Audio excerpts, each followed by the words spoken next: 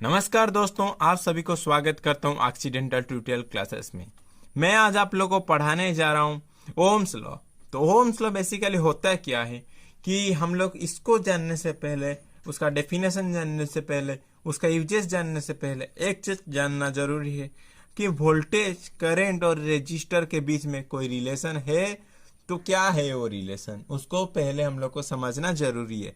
तो यही चीज को समझाने के लिए मैंने यहाँ पे एक डायग्राम लिया है। ठीक है दोस्तों, अभी अगर हम लोग यहाँ से वोल्टेज से ये देखिए, जैसे कि हम लोग को आपको पता चल रहा है ये सर्किट टोटली कंप्लीट है। अगर सर्किट हम कंप्लीट है तो इसके अंदर करंट फ्लो होता है। तो वोल्टेज का सर्किट अगर कंप्लीट होता है तो उसके अंदर करंट फ्लो होता है। तो जब भी यहाँ से वोल्टेज फ्लो होगा तो ये एलईडी बल्ब जलेगा। तो एलईडी बल्ब जलने के लिए यहाँ ये उसका पॉजिटिव पार्ट है जिसको हम लोग एनोड बोलते हैं, और ये उसका नेगेटिव पार्ट है जिसको हम लोग कैथोड बोलते हैं। ठीक है दोस्तों, तो ये सब चीज़ों के बारे में आगे हम लोग विस्तार से पढ़ेंगे। तो हम लोग अभी उसका डेफिनेशन पहले पढ़ते हैं। ठीक है दोस्तों, तो देखिए दोस्तों, इसका डेफिनेशन यही है कि state that the current passing through a conductor is directly proportional to the voltage and inversely proportional to the resistance। ये आपका बेसिकली एग्जाम में, इंटरव्यू में बेसिकली ये आपका डेफिनेशन ज़्यादा टाइम पूछते हैं। ये हम लोग का इलेक्ट्रिकल का बेसिक चीज़ है। अगर ये चीज़ आप लोग नहीं जानेंगे तो आगे जाके बहुत दिक्कत होगा। तो इसका मतलब क्या है ये पहले समझते हैं। जब भी अब समझिए बात को, जब भी हम लोग का कोई भी एक तो सर्किट कंप्लीट हो जाता है, जैसे कि मैंने आप लोगों को पिछले डायग्राम में दिखाया, तब क्या होता है कि जो हम लोग का करंट है वो डायरेक्टली प्रोपोर्शनल होता है वोल्टेज को। अगर आप एग्जांपल लीजिए, अगर आपके पास वोल्टेज 20 वोल्ट का है और आपके पास करंट अभी फ्लो हो रहा है उसमें 10 एम्पियर का, ठीक है, 10 मिली एम्पियर का पकड़ लीजिए, फ्लो हो रहा है। अभी आप क्या करेंगे, अगर आप लोग वोल्टेज को 40 वोल्ट कर देंगे तो क्या होगा, करंट भी हम लोग का जो है वो भी बढ़ेगा उसी के रेस्पेक्टिवली। तो इसका मतलब क्या है, करंट इज डायरेक्टली, इसका मतलब यही है कि करंट डायरेक्टली प्रोपोर्शनल वोल्टेज को है। प्रोपोर्शनल क्या होता है, ये सिंबल होता है हम लोग का प्रोपोर्शनल के लिए दोस्तों। तो इसका मतलब क्या होता है हम लोग अभी समझते हैं। जैसे ही हम लोग का, अगर हम लोग का वोल्टेज 20 वोल्ट है तो हम लोग का क्या हो रहा है, करंट हम लोग का अगर 10 मिली एम्पियर फ्लो हो रहा है। जैसे ही हम लोग क्या करेंगे, वोल्टेज को डबल कर देंगे तो करंट भी ऑटोमेटिकली उसके रेस्पेक्टिव में बढ़ जाएगा। यही चीज को हम लोग बोलते हैं डायरेक्टली प्रोपोर्शनल। उसके रेस्पेक्टिव में अगर हम लोग चाहते हैं कि रेजिस्टेंस में क्या फर्क होगा, अगर रेजिस्टेंस उसमें 300 ओम जा रहा था तो अभी क्या होगा, जैसे ये डबल होगा तो रेजिस्टेंस हाफ हो जाएगा। ठीक है दोस्तों, जैसे ही पहले 300 ओम जा रहा था, जैसे ही डबल हुआ, ये भी डबल हुआ तो ये हाफ हो जाएगा। तो इससे हम लोग को क्या पता चला कि रेजिस्टेंस जो चीज है वो इन्वर्सली प्रोपोर्शनल होता है करंट को, और वोल्टेज जो है वो डायरेक्टली प्रोपोर्शनल होता है हम लोग का करंट को। ठीक है दोस्तों, तो अभी यही चीज को हम लोग प्रैक्टिकली देख लेते हैं, क्योंकि इंटरव्यू में हम लोग ओम्स लॉ एक्सप्लेन करने के बाद हम लोग से उन लोग पूछ लेते हैं कि can you draw a diagram and explain me. तो हम लोग उसी चीज को अभी देख लेते हैं दोस्तों, कि हम लोग अगर इसको डायग्रामेटिकली समझ लिए तो हम लोग उनको अच्छे से समझा सकते हैं। ठीक है दोस्तों, उसके बाद मैं आप लोग को कुछ बताऊंगा कि इसका डिमेरिट क्या है, ये कहाँ तक इसका लिमिटेशन है। वो लिमिटेशन भी जानना बहुत इंपॉर्टेंट है, क्योंकि इंटरव्यू में लिमिटेशन भी पूछ लेते हैं आप लोग से। समझिए, इस डायग्राम के थ्रू मैं आप लोग को इसको अच्छे से समझाने की कोशिश करता हूँ। ठीक है दोस्तों, आप एक क्या है, आपके घर में एक ठो 9 वोल्ट का निप्पो का बैटरी है। अगर समझ लीजिए, मैं कोई ब्रांड का यहाँ एडवर्टाइजमेंट नहीं कर रहा हूँ, अगर आपके घर में एक निप्पो का 9 वोल्ट का बैटरी है, ठीक है, तो आपने क्या किया, एक आपके पास आप एक चाहते हैं कि एलईडी बल्ब जलाना, आप एक ट्रच बनाना चाहते हैं, छोटा सा प्रोजेक्ट। ठीक है दोस्तों, तो आपने क्या किया, आप मार्केट गए और एक आप एलईडी बल्ब लेके आ गए। तो पहले आप लोग को एलईडी बल्ब खरीदने के बाद आप लोग को 2 चीज जानना बहुत इंपॉर्टेंट है। तो पहला चीज क्या है कि उसका जो है पॉजिटिव कौन सा पार्ट है और नेगेटिव कौन सा पार्ट है। अगर आप लोग उल्टा लगाएंगे तो बल्ब जल जाएगा, फूट जाएगा, जो भी आप लोग बोले समझ लीजिए वही हो जाएगा। तो इसके लिए क्या करना है, तो हम लोग एलईडी बल्ब को पहचानेंगे कैसे कि उसका कौन सा पॉजिटिव पार्ट है और कौन सा उसका नेगेटिव पार्ट है। तो उसका हमेशा आप लोग देखेंगे जब भी एलईडी बल्ब खरीद के लाएंगे तो उसका एक साइड हमेशा लंबा होगा और एक साइड एक छोटा होगा। ठीक है दोस्तों, जो साइड लंबा होगा वो हम लोग का क्या होगा, पॉजिटिव साइड होगा, और जो साइड छोटा होगा उसको हम लोग नेगेटिव लेते हैं। बहुत सिंपल है, जो बड़ा है वो पॉजिटिव है, जो छोटा है वो नेगेटिव। बड़ा भाई को पॉजिटिव मान लो, छोटा भाई को नेगेटिव मान लो। ठीक है दोस्तों, तो आप लोग को ये समझ में आ गया।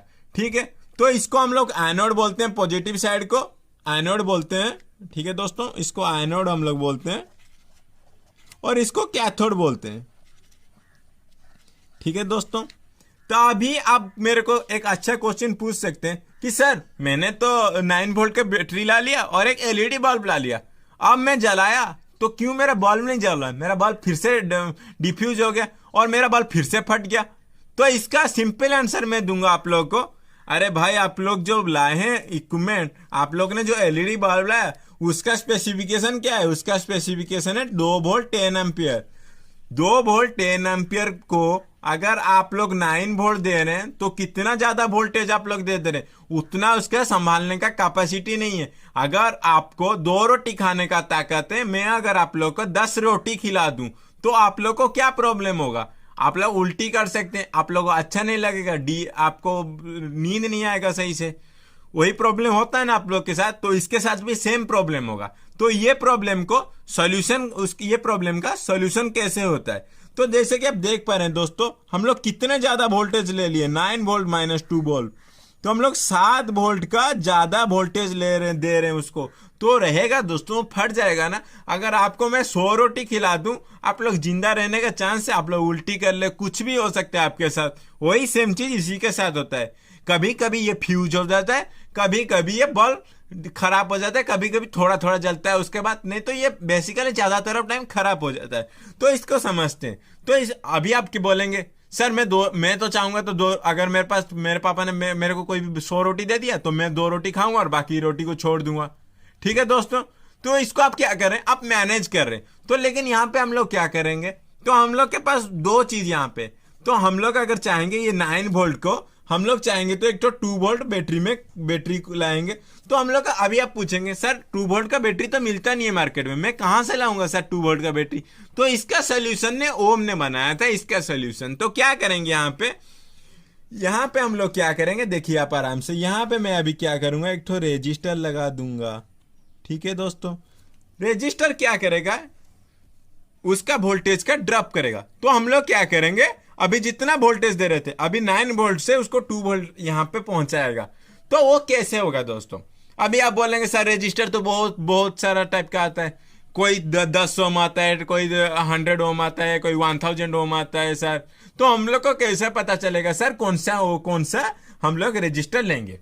तो इसका सिंपल आंसर मैं दूंगा कि ओम्स लॉ यूज कीजिए और आप लोग को मिल जाएगा।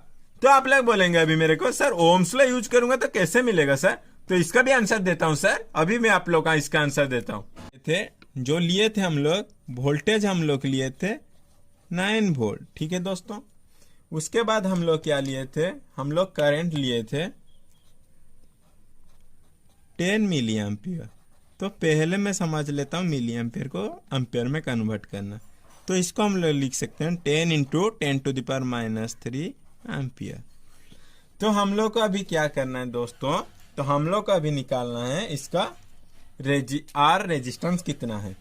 तो मैं क्या करूंगा, रेजिस्टेंस निकालने के लिए अभी मेरे को ये क्वेश्चन पूछा गया, तो क्या मैं इसको निकाल सकता हूं दोस्तों। तो अभी हम लोग जो फॉर्मूला पढ़े थे उसी से हम लोग अभी निकालेंगे। ठीक है दोस्तों, तो मैं क्या लिखूंगा, R is equal to V by आई।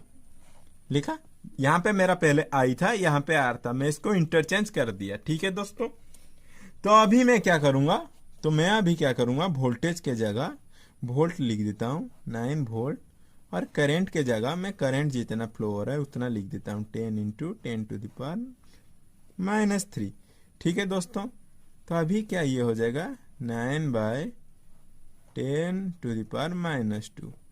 तो ऊपर जाएगा तो 9 इंटू, ठीक है दोस्तों, तो ऊपर जाएगा तो 9 इंटू 10⁻²। तो 900 ओम जो है हम लोग का फ्लो होगा। ठीक है दोस्तों, आप लोग देखिए और एक अच्छे से दिखा देता हूँ। 9 इंटू 10⁻² हुआ तो 900 ओम हो गया। ठीक है दोस्तों, तो क्या होगा, ये 900 ओम जो है हम लोग का फ्लो होगा इससे। ठीक है दोस्तों, तो अभी मैं क्या करूंगा, वही डायग्राम में आप लोग को जो पढ़ाया था उसी डायग्राम में मैं अभी आप लोग को दिखा देता हूँ कि तो मैं यहाँ पे क्या करूंगा। तो ये मेरा डायग्राम था, ठीक है। तो यहाँ पे मुझे 900 ओम मिल गया, तो मैं क्या करूंगा, यहाँ पे 900 ओम का एक ठो रजिस्टर लगा दूंगा। ठीक है दोस्तों, जैसे ही मैं 900 ओम का रजिस्टर लगाया तो उसके बाद क्या होगा, ये जो मेरा बल्ब है ये ग्लो होना स्टार्ट हो जाएगा। तो ये जलेगा हम लोग का बल्ब और हम लोग का खराब नहीं हुआ। ठीक है दोस्तों, तो हम लोग समझ गए अभी। तो आज का हम लोग लास्ट पार्ट पे आ गए हैं। तो आज का लास्ट पार्ट लिमिटेशन इसका पढ़ लेते हैं। तो इसका लिमिटेशन यही है कि ये यूनिलैटरल नेटवर्क पे काम नहीं करता है। तो हम लोग जान लेते हैं यूनिलैटरल नेटवर्क होता क्या है। तो यूनिलैटरल नेटवर्क ये होता है जो भी नेटवर्क जिसमें करंट सिर्फ एक ही डायरेक्शन में फ्लो हो सकता है उसको हम लोग यूनिलैटरल नेटवर्क बोलते हैं। ठीक है दोस्तों, अगर सिर्फ करंट को एक ही डायरेक्शन में फ्लो होने का मतलब हम लोग अलाउ करेंगे तो उसको हम लोग यूनिलैटरल नेटवर्क बोलते हैं।